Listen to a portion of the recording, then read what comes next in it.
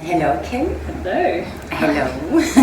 I'm Camille Patel, Director of the Swiss Fashion Association, and I'm absolutely thrilled to be here today at Kym Ellery's studio in Paris and to do an interview with her about her admired career. Kym Ellery is the founder, CEO, and also Creative Director of her eponymous brand, Ellery. Kym is also advisory board at the Swiss Fashion Association since May. And well, Kym, you founded your brand, your women's wear brand in 2007 in Sydney. Now you are based in Paris, and you had your official move to Paris Fashion Week in October 2015. Since you are part of the official shuttle, and you are considered as one of the rising stars of the international fashion world now. So Thank you. Before all that happened, how did your career start? Well, I was always a huge fan of fashion ever since I was a little girl. My mother taught me how to sew when I was 8 years old because I begged her, and she finally one day gave in, and ever since then it's been my dream to start a fashion brand. As a young woman, I travelled to Sydney from my hometown of Perth, and I started working at a magazine, first as an intern, then assisting the editor, then eventually the market editor in the fashion department. And during that time, I realised that in the market there was a gap for a certain type of clothing, and that there was things that I felt I could contribute to the market that weren't already there. So I decided to start Ellery as a hobby on the side of my already very demanding job in publishing. And after the first show, I had such support from the industry that it just continued to grow. And for 2 years I managed to do both, and eventually I just went full into Ellery and started bringing the collections internationally and grew it that way. Mm-hmm. Okay. And and when was the point when you went break through the fashion world at the beginning? I think there was a very big breakthrough moment when we arrived in Paris and were put on the official Paris Fashion Week calendar. Around that time, we developed some styles within the collection that were very unique and very much what women wanted to wear in that moment, and that really grew. It was this very powerful sort of visual language in a way that women really responded to. So that for me was a big moment. It was also the moment that I was sort of leaving Australian Fashion Week and coming to Paris, and we ended up opening Mercedes-Benz Australian Fashion Week that year, and it was a huge show, and a lot of buyers were there, not all, but a lot of big buyers came to Australia for the event. And that for me was probably a really big moment as well, sort of this farewell to the old sort of way we were working, and really sort of graduating into the next stage and being becoming part of the Paris landscape, I suppose. And at the beginning, the five first years, how did you finance your business at the beginning? In the beginning, has always been mostly self-financed. I started in a way where I had very little overheads. I did everything myself, which if I was to tell someone starting their own brand whether that was a good or bad idea, I think I definitely made mistakes in trying to manage things myself, but at the same time I had the freedom of a very low cost structure. So I was able to self-fund the growth through the first few years. I had a little bit of support from my father, who would just keep an eye on me and be there for me if we needed it. And thanks to him, we didn't ever have to go, to the bank or to bring on an outside investor. During that first sort of 10-year period. Yeah. So you did all financed. yourself. So to finance that, did you quickly begin to sell your clothing also to buyers or to the end consumers? Yeah, we started as wholesale only, and we have always mostly been a wholesale business. So with the first collection that I launched in 2007, I created a show at an art gallery the week before Australian Fashion Week, and the buyers that attended purchased the collection, and we even received an order from New York from a store there.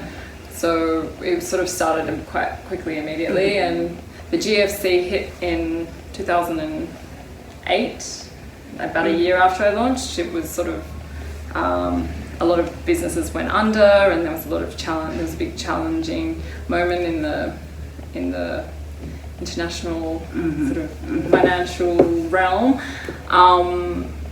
But yeah, we managed to sort of stay steady through that period, and then when that passed, it was sort of huge growth started to occur. And in this time, do you work with an agency or with a showroom, or did you take care of building the client network yourself? At the very start, I began without an agent, but I soon started working with an agent in Sydney who also managed my publicity and sales, and we still work together 14 years later on Australian publicity, and she's amazing. And then we started to grow the business by signing with an American showroom, but coming to Paris ourselves. So I had a team in-house that managed sales eventually, and we started as me and my assistant, and it was one person and me, and then eventually the sales manager managed it with some assistants and so on. So I found the buyers really responded to the brand being managed in-house in some way, because I mean, it's interesting for some buyers, but then other buyers you capture through a showroom. So the mixture of the two was quite nice, because you had the walkthroughs from the agency, but you were able to still personally contact buyers and send them the lookbook and send them an invitation to visit the showroom. And I think buyers are always curious in new brands, and if they like what they see in the lookbook, then they will generally visit. Hopefully. Yeah. And did you build your business by following a strategy, or did you take your decision intuitively at the beginning? I think my focus was more about arriving in Paris and being a part of the Paris Fashion Week schedule. That was the personal goal I set myself at the very beginning of the brand. So for me, it was just about trying to create a luxury brand that could sit alongside other luxury brands in front and be part of the French Paris Fashion Week calendar. So they were my goals that I knew I wanted to achieve. Strategically, I did have a little bit of a plan, but I think a lot of it was also intuitive. And obviously the importance needs to be on the product, so the product had to be what buyers were looking for at that time in order to be even noticed. And now the market is far, far noisier than when I started, so I think even now more than ever you have to really have a unique product that is saying something different to everyone else. So yeah. And talking about product, when did you find this unique signature style, this design code you are known for? From the very beginning, I think naturally working at the magazine I worked at, which is called Rush, it had, and the editor had a very nostalgic interest in nostalgia, and specifically 60s, 70s, 80s pop culture and fashion. And growing up, I wasn't that absorbed in pop culture, but as a 21-year-old young woman working at this magazine and being really surrounded by that, I think it definitely fed into how I started to see things. And I loved the idea of volume, and even in my very first collection we had huge sleeves on these little mini dresses and different types of volume placements, which is something that remains a huge signature for the brand, that has been very important in our visual language and how we also evolve collections, is to be able to always come back to that idea and push it further in a new and interesting way. And talking about the beginning of the official shuttle in Paris, you said something about how it affected your business when you arrived here and when you reached your goal. And in terms of design, yearly number of collection or extensions of product categories, did it change something? Did you happen then? When I started coming to France and meeting with buyers, we started to understand more about the international industry and expectations from certain stores, what they wanted so that we could be considered to be part of their brand mix. And part of that was definitely understanding the importance of pre-collections and the importance of making product that was commercial earlier, so it could be on the shop floor earlier, so it can deliver earlier, have the longest opportunity to sell through, where they would place the majority of their budget. So that was traditionally how stores have worked. I'm not sure now I think now it's still very much the same, but it's the schedule used to be very much the same for everyone, and now so many people are doing their own thing. Some of the big brands have changed how they show and when they show their pre-collections. That has definitely influenced, I think, the buying habits and the ability to capture budget from stores. But yeah, I think that learning was important because we didn't make pre-collections when we came, and the first question was always, how does seasonality work? Because you're Australian, and all of that we adapted very quickly. We follow European schedules. We brought into our offering pre-collections, and from that moment we really noticed a huge growth in the business. Yes, I assume. So you came from 2 collections a year to 4 a year. Exactly. Okay. And in terms of press and media, what did it change? The creating 4 collections, or just coming to Paris and belonging to the official calendar? I think it placed us in a different part. We were no longer just within the group of Australian brands. We became a new designer brand in the international landscape, and I think it just gave more visibility to the brand. And it was taken as something more established because we were part of that, the establishment. And now, how many people are working at Ellery? Well, right now we are quite a small team compared to the past because we now work with Italy in regards to production. So we are about just 12 at the moment. But between here, we still have some people based in Australia, and then we also have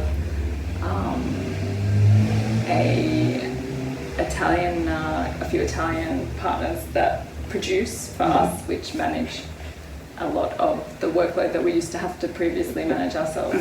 Good. And nowadays, Elleryland has over 200,085 followers on Instagram. How important is social media for your business? I think that social media has played a really big part of the business's marketing and just awareness.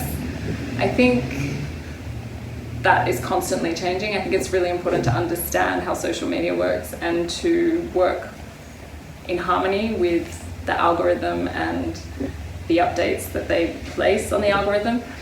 It's something that we actually decided to pause in the last few months, just to really step back and reconsider how we will approach it going forward. I think that the constant sort of having to post every day became quite intense for us, that I felt that maybe we need to speak to our consumers in a new, fresh and different way, and that now is a good time to sort of stop and think about it, to restart again, almost just like a little vacation, I think. But I think in general it's a very important part of reaching your audience and speaking to your consumers. It's such a powerful tool if it's used well. Mm-hmm. And do you have somebody taking care of the social media? We manage it in-house. Mm-hmm. Yeah. Mm-hmm. Yeah. So someone within our team is responsible for all of the managing social media and also the electronic mails, and making sure everything is harmonious together. In the meantime, you have built a broad distribution network, including the most prestigious department stores, boutique and online retailers. Approximately how many stockists do you have nowadays? At the moment, we have really honed in on just working with a smaller amount of stores that we have in the past. For me now, the focus is definitely about vertical and speaking directly to our consumers and giving them service directly from our website. So with that, we're also planning on relaunching our website in September, which we're very excited about. That we're working on that currently, which is a big project because I really believe in the power of being able to take care of your customers directly, and that actually that's the future of fashion. Wholesalers are amazing to work with as well, but I think it's important to have some control over your brand and your distribution as well yourself. So you want to work more with your own e-commerce as well as wholesale accounts, and to rebalance. Yeah, at some point it tipped. We had 150 wholesalers internationally, and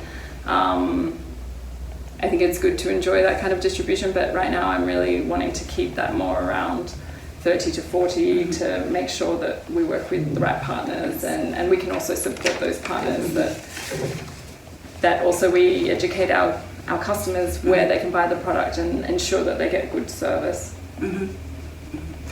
And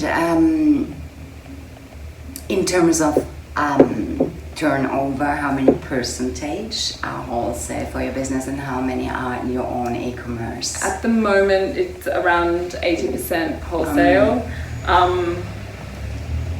I would like to equal it to be about 50-50. Yeah. And what time have you planned to equalize that? I mean, years or 1 to 3 years? I think in the next 2 years we should be able to reach that target. Good for you. And how did COVID-19 affect now your business? It was a very interesting and challenging time. I think for us it came at a good moment, strangely, because we had just we were working with an Italian company who were managing a lot of the production and distribution and sales. So when the COVID-19 pandemic hit, we waited 6 months to see what would happen, but then decided to no longer work together, which meant that we could manage the brand completely again in-house, which was exciting because I think that it's nice sometimes to have other people work on things, but it's also really nice to be able to manage your business yourself. So yeah, in some ways we were very lucky because of the structure we had at that moment was very light, and it meant that even though the stores slowed down in their purchasing, that we were able to still glide through the last 12 months without being too affected. And it's also very exciting for us because it means we now have the space and agility to transform parts of the business quickly as we would like to adapt to this new market, which I think is wanting something quite different now. What do you think a woman looking for post-COVID? I think in this next chapter for the brand, I would like to continue to create meaningful collections, giving women pieces that they can collect and curate and build a wardrobe with that won't necessarily be items that they can't wear in 10 years. I want them the pieces to be something that they can constantly wear, to pass down to their children, and that we continue to make classic, timeless pieces with a twist and with from our point of view. For me, that's always been my mission, and that will continue to be my mission. I think really being true to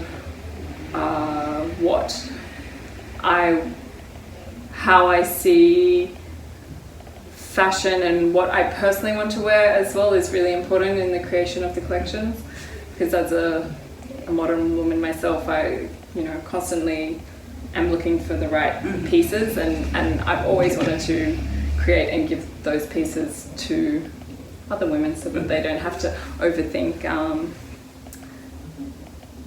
or add more decisions into their life that they already have on top of everything else, of being a mother, being a sister, being a wife, being a daughter. There's so much, working. There's so much that we need to accomplish, that I would just like to make everyone else's days and lives a lot easier and nicer and full of a little bit more joy than maybe what they had otherwise.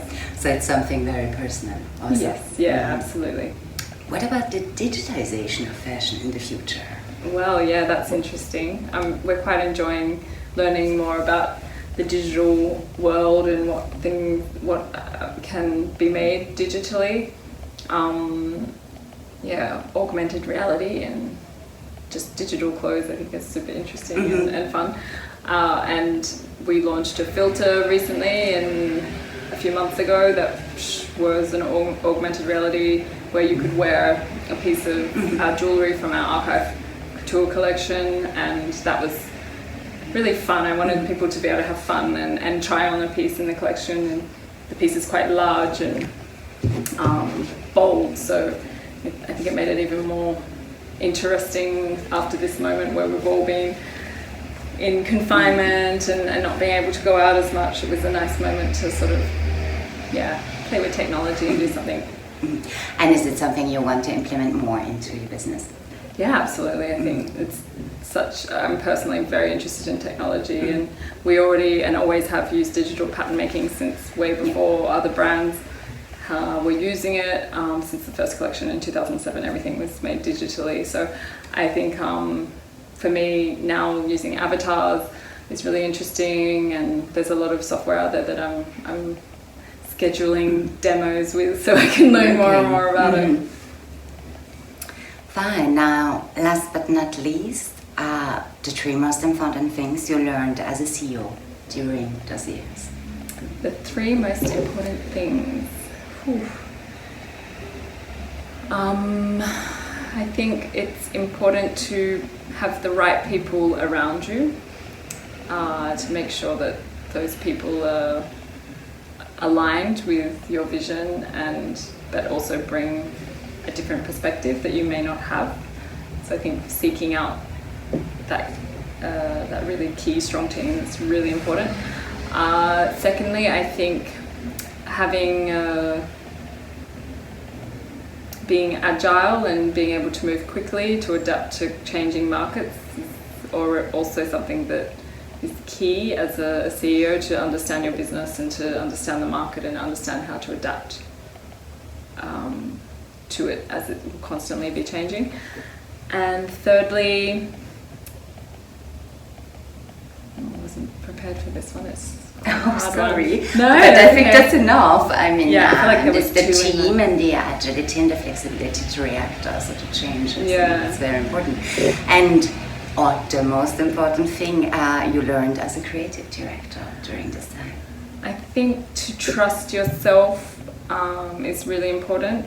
To, again, just really know your vision and trust it and not second guess.